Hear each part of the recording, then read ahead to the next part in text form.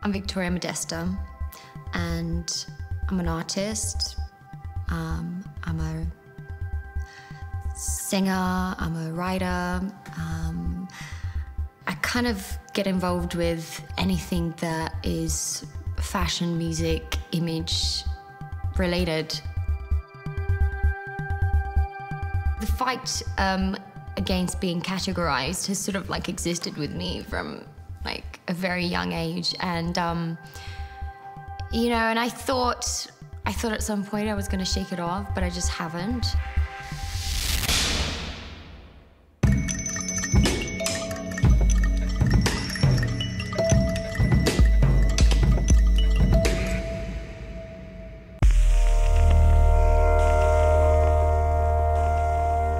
So this is an example of a cover that's been made to go over a prosthetic leg.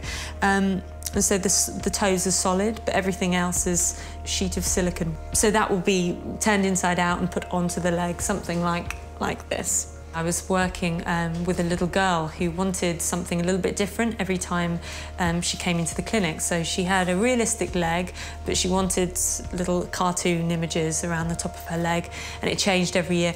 And I could see that this was like actually quite fun for her. So she was coming in and she was like, oh, you know, what can I have? And I just thought there must be people out there that would want something a little bit different and, you know, really maybe something a little bit more extreme, you know.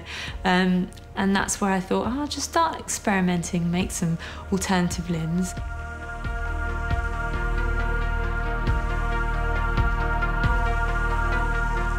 And it's a kind of unspoken form of communication that, you know, their thoughts have been translated through their limb, almost. A bit like tattoos, but like, you know, extreme, full on. So I needed to find someone that I felt would be really up for experimenting, just be playful. And so I found Viktoria Modesta, and so she came on board really early.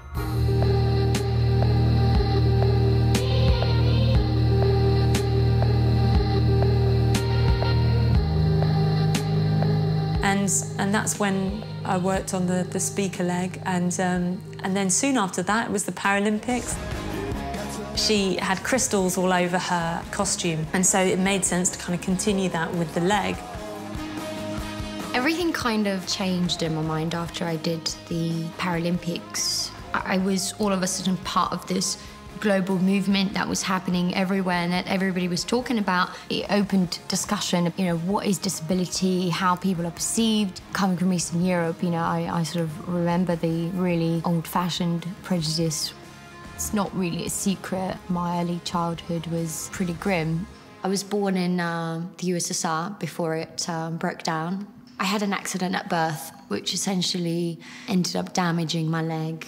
By the age of 6, I had a considerable difference in my leg because of it not growing properly. I pretty much spent the next 6 years mostly in hospitals. It was a fairly traumatic time, forced me into creating a kind of fantasy world in order for me to sort of survive the whole experience. The attitude around me at the time was very much like, you poor thing, you're destined to be broken, you know, and there was no way I was going to accept that. My family moved to London in '99 when I was 12. And then by the time I was about 15 and I was at a point where there needed to be drastic change, there needed to be a sense of me taking control over my body. And at that point, you know, I decided that I needed to have my leg removed. When I woke up from my operation, opening the covers and not seeing anything there at all, it was like Christmas. I think there's a really, really big difference in feeling like you are the victim of your circumstances and that you're actually making a choice. Until that point, yeah? So it doesn't look like you are just sitting there.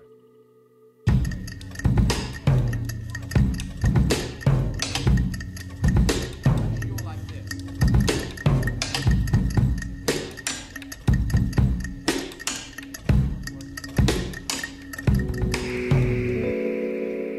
I just directed a video for Viktoria Modesta. I was inspired by her brave decision to amputate her leg at an age where many girls would find it difficult to alter themselves and make themselves different to other girls. She left her country and came to London at a very early age, integrated herself with fetish club scenes, with the nightlife scene in London. You know, she found a home for her difference and then, you know, created a character for herself. And it's never a more romantic character than someone like that. It's quite a sort of cinematic way to live. You know, so that interested me, that inspired me. I'm trying to create a language for Victoria and people who think like Victoria to exist in popular culture. That's really what it is. So I got approached by Channel 4. They were looking to expand the angles, you know, post-Paralympics. I felt like Channel 4 and Sam wanted to help me express something that I kind of felt the need to express. And once they've kind of identified it, and once it kind of helped me to then identify what it is exactly that I want to say. You know, having someone approach you and say, we can see that you're trying to say X, Y, and Z, and we're going to help you get it across. I think, you know, that was the most kind of amazing part that happened to it. It wasn't your usual industry scenario where, you know, people tell you what to do and people tell you how you should look and what you should sing. And it was like true collaboration. You know, from the pick of the director to my styling team, this sort of harmony of all of it comes from the fact that my aesthetic, Channel 4's aesthetic, and Sam's aesthetic match very well. The video is an expression of our most kind of like epic out there ideas. Like, let's do that, you know, why not?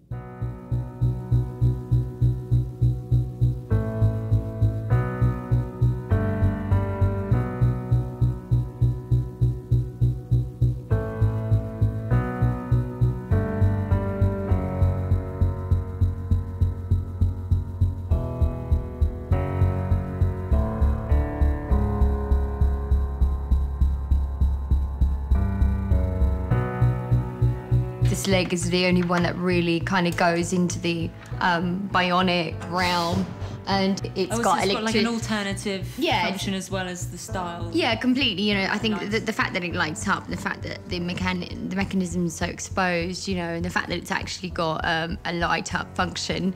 You know, I mean, in the video, there's going to be moths following the light leg. Which piece has spoken to you most, do you think? I think the spike leg. Yeah, I saw it in a dream, and in my dream, I was this body with a black spike on my leg. If anyone gets the pleasure of seeing a really high heel stiletto walking, you know, that kind of feeling where you go, oh, you know, and with a spike, you know, it has that amplified. It's a next level of like power dressing. You know, you have your high heels, you've got your shoulder pads, you've got your hair, like whatever the hell you've got, you know, having that spike just transforms into like, I don't know, just like a different creature and stuff. When a prosthetic leg functions really well with my body, it does kind of go into sort of special powers, so to speak. I don't know, it's weird, but it does transform you into something else, you know, it does, you know, which I think is a great area to explore. Collectively, everyone felt that a spike just was such a powerful and immediate fantasy prosthetic that we were surprised we hadn't seen.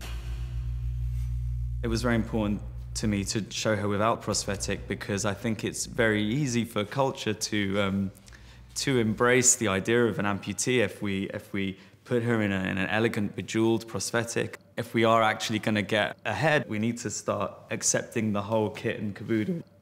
At the end of her leg, this surgical stump, it was amputated. There was skin, there was blood, it was sewed up, it had to heal. The physical realities that I think often we don't really kind of have. And I think it was very important to create a deliberate collision between those realities and the fantasies of sexualization in pop culture. I think that's a very important thing. Sam was really keen to capture a very multidimensional view of my life and my personality, you know, and obviously the feeling of confidence and sexual liberation and exploration, and genuinely just the fact that I'm really comfortable with my sexuality was really important. The bed scene, I would like to think that it isn't something that's going to be shocking. If people are interested in seeing somebody cycle with one leg missing from their hip, why wouldn't they be interested in something really ordinary and daily, like being in bed naked? There is nothing that unusual about it. It shouldn't be something that a person should be embarrassed about. You know, like, people don't ever ask, you know, what is a person in a wheelchair, you know, do they have a sex life? You know, why don't you ask them? Why don't you find out? You know what I mean? And you know, and I think all I'm trying to do is just bring some sort of equality into the equation.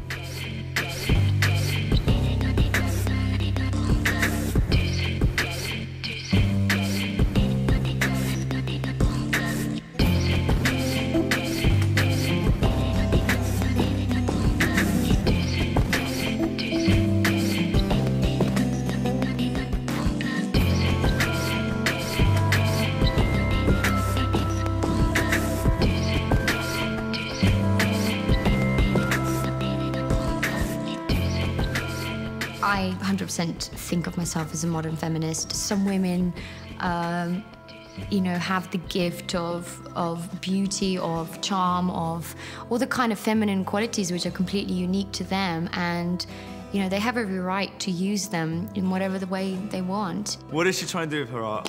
What is she trying to do is a big question. I don't think she's put herself out there to suddenly, you know, to take on you know, the word disableism, what it means to everyone. She's gone on her own personal journey and she's explored it, and it just so happens she's explored it quite publicly. I think she's trying to be the fullest, richest version of herself that she can, and I think that she's trying to find a character or an identity that can encompass all those things. I don't have a body that is considered to be healthy in normal terms, but I have a body that, you know, I'm proud of, that I'm able to make a choice with. It's not something that defines me, but luckily it's something that helped me become the person that I am. The video is naughty because Victoria is a naughty person. It's part of her persona, and she deserves to be naughty, and people like her deserve to be badly behaved. I didn't know it was different. I didn't know I was different at all. I mean, I don't even know if I'm different now, but it seems to be what I'm told, so I guess this must be true, huh?